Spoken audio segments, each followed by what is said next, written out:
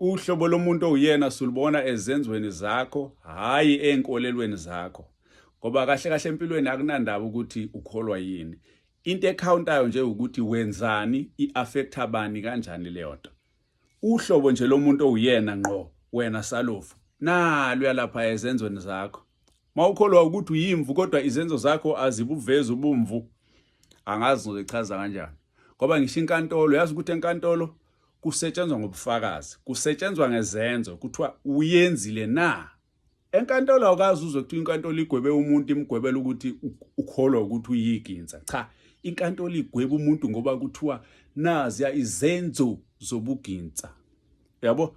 Ukuthi wena ukholwa ukuthi uyimvu ehamba noJesu ngqo, ayicount leyo nto leyo. Izenzo zakho, yabona ezenzweni zakho, nalo uhlobo lomuntu oyena. Nalo uhlobo lomuntu oyena ngqo.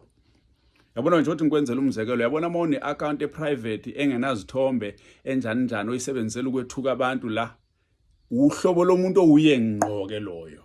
Nalo uhlobo lomuntu owuye.